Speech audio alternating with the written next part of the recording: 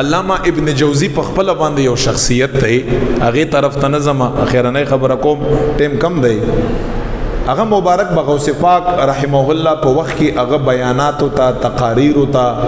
درس او تدریس ته هغه ته بنه کې ناست هغه به چې په خپل باندې الله تعالی پورا پیدا کړم علامہ ابن جوزی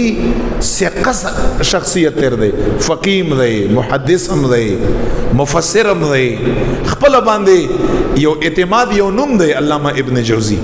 او د غوث پاک رضی الله تعالی عنہ د زمانه سړی دی وی زبانه کې ناستم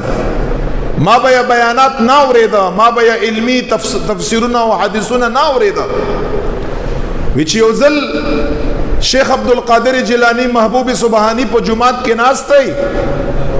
او د قرآن کریم مبارک د یو آیات تفسیر بیانوي علامہ ابن جوزی فرمایي په خپل معتمد شخصیت وی چې هغه آیات ما چې واورېده نو د دغه آیات لس تفسیرونه مال راتله لس قسمه تفسیر یا علامہ ابن جوزی فرمایي چې مال راته وچ ما پزړه کې وی چراشه نن شیخ عبدالقادر جیلانی صاحب دغه آیات کې دغه تحقیق او تفسیر او ترجمه نن دې تکینا ودرېږي چې ما قدر دی په دغه آیات باندې پوېږي کنه پوېږي مالو کې تقریبا لس تفسیرونه راځي وش یو ګټ کې کېناستم زرګاو مجمع بابا زرګاو خلق براتلا علامہ ابن جوزی فرمائی شیخ عبدالقادر جیلانی صاحب شروع شو یو تفسیر یہ بیان کر مطلب دویم مطلب یہ بیان کر دریم یہ بیان کر لسو تو رسیدہ دے مبارک فرمائی چی یو تفسیر بزیاتے دا ازما توجہ بورتا زیاتے دا چوے دا خو ما تر ورسیدہ زوخ پخپل لوی مفسر و عالم چکلی لسم تفسیر اوکا مبارک فرمائی چی بس دینا پس ورطا مکمل متوجہ شم بیا یو لسم تفسیر اوکا خور تا متوجہ شم دولسم یو کا پنزلسم یو کا شلم یو کا پنزشتم یو کا دیشم یو کا علامہ ابن جوزی فرمائی سلویختم تفسیر غوث پاک رضی اللہ تعالیٰ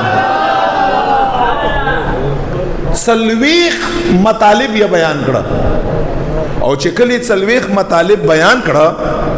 اغه نفس الفاظ وی چې سو ام در توایما وی چې اغه نفس یو فرمایل غوث پاک سے چې الان نرجع من القال الى الحال وی چې خلکو دی وی چې خلکو دا وسه پوری چکم لګیاو مو سلويخ تفسیرونه مو کړو دا علم ظاهرو وس په دغه آیات کې ز تصوف او علم باطن په طرف باندې راځي وی چې کلی چې دا خبر اوکړه چې اوس تصوف علم باطن په طرف باندې راځم د مبارک فرمای ما باندې یو hebat او بهوشی او را پرې وتم تا یو علم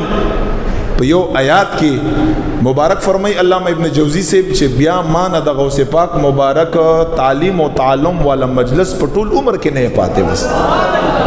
چې غوث پاک مبارک بکې ناست زبور تناستم چې کې منا زبور تناستم